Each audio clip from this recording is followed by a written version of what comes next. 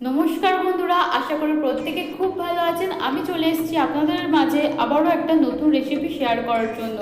তো এই শীতকালে কিন্তু অনেক রকম সবজি পাওয়া যায়। তো এই শীতেরই কিন্তু একটা সবজি শিমেরই কিন্তু আজকের একটা রেসিপি আপনাদের সাথে আমি শেয়ার করব। শিমের এই রেসিপিটা কিন্তু আপনারা গরম ভাতের সাথে বা রুটির সাথে বা পরোটার সাথে কিন্তু সার্ভ করতে পারেন। অসম্ভব কিন্তু সুন্দর স্বাদের লাগে। এই শিমের রেসিপিটা কিন্তু অবশ্যই আপনারা বাড়িতে একবার হলেও ট্রাই করবেন। ভালো লাগলে অবশ্যই লাইক করবেন। আর নিত্য নতুন কিন্তু আরও ভালো ভালো রেসিপি পাওয়ার জন্য আমার চ্যানেলটা অবশ্যই সাবস্ক্রাইব করবেন।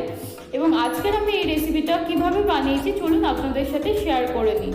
আজকে রেসিপিটা বানানোর জন্য আমি প্রথমে দেখুন কড়াইয়ের মধ্যে তেল দিয়ে দিয়েছি, পরিমাণ মতো লবণ দিয়ে দিলাম, দিয়ে কিন্তু এবার শিমগুলোকে আমি খুব ভালো করে কিন্তু ভেজে নেব।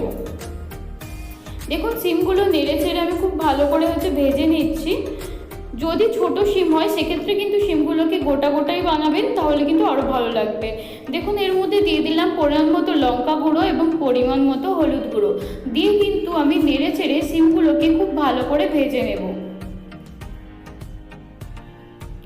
দেখুন খুব ভালো করে নেড়ে চেড়ে ভেজে নিয়েছি, ভাজা হয়ে গেছে। এবার আমি নামিয়ে নিয়ে সেম কড়াইয়ের মধ্যে তেল দিয়ে দিয়েছি কালো জিরে, কাঁচা লঙ্কা কুচি, তারপর দিয়ে দিয়েছি গ্রেট করা আদা রসুন। দেওয়ার পরে কিন্তু ভাজা হয়ে যেতে আমি দিয়ে দিয়েছি টমেটো এবং দিয়ে দিয়েছিলাম সামান্য লবণ, টমেটোটা তাড়াতাড়ি নরম হয়ে যাওয়ার জন্য। লবণ দেওয়ার পরে দিয়ে দিয়েছি পেঁয়াজ কুচি, দেওয়ার পরে দেখুন খুব ভালো করে নেড়ে চেড়ে ভেজে নিয়েছি। নেওয়ার পরে হলুদ গুঁড়ো, লঙ্কা গুঁড়ো, ধনে গুঁড়ো এবং জিরে গুঁড়ো একসাথে কিন্তু এই 4 রকম গুঁড়োকে জল দিয়ে গুলি নিয়ে দিয়ে দিয়েছি। দেওয়ার পরে খুব ভালো করে কষে নেওয়ার পর এবার দিয়ে দিলাম বেসন গোলা। বেসনে আমি সামান্য জল দিয়ে গুলিয়ে রেখেছিলাম, সেটাকে দিয়ে দিয়েছি। যেহেতু বেসন দিয়েছি এটা কিন্তু খুব তাড়াতাড়ি শুকিয়ে যাবে, তাই গরম জল কিন্তু একটু একটু করে দিয়ে কষাতে হবে। অবশ্যই কিন্তু বেসনটাকে খুব ভালো করে কষাতে হবে, নাহলে কাঁচা গন্ধ ছাড়বে। দেখুন আমি অল্প অল্প করে গরম জল দিয়েছি এবং খুব ভালো করে কষিয়ে নিয়েছি। এরপরে দিয়ে দিচ্ছি কর্নফ্লাওয়ারকে আমি সামান্য জলে গুলিয়ে রেখেছিলাম, সেটাকে দিয়ে দিলাম। দিয়ে কিন্তু এবার নেড়ে ছেড়ে সমস্ত মশলাকে খুব সুন্দরভাবে কিন্তু কষিয়ে নিতে হবে। দেখুন খুব ভালো করে কষিয়ে নিয়েছি, এটা কিন্তু খুব ভালো করে কষানো হয়ে গেছে। এবারে দেখুন এটা পুরো রেডি হয়ে গেছে। এবার এর মধ্যে আমি দিয়ে দেব আগে থেকে ভেজে রাখা শিমগুলোকে। দেখুন আমি ভাজা শিমগুলোকে দিয়ে দিচ্ছি, দিয়ে নেড়ে ছেড়ে খুব ভালো করে সমস্ত উপকরণের সাথে শিমটাকে কষিয়ে নিচ্ছি।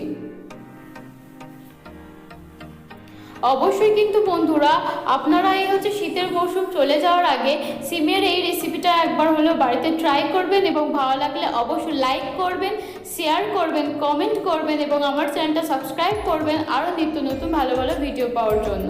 দেখুন কষানো কমপ্লিট হয়ে গেছে। এবার আমি এর মধ্যে দিয়ে দেব পরিমাণ মতো গরম জল। এখানে কিন্তু আমি এই রেসিপিটাতে ঠান্ডা জলের ব্যবহার একদমই করিনি। এই রেসিপিটার জন্য কিন্তু অবশ্যই গরম জলের ব্যবহার করবেন, তাহলে কিন্তু এই শিমের এই রেসিপিটা আরও সুস্বাদু হবে। দেখুন আমি পরিমাণ মতো গরম জল দিয়ে দেওয়ার পরে নেড়ে চেড়ে ঢাকা দিয়ে দিয়েছি।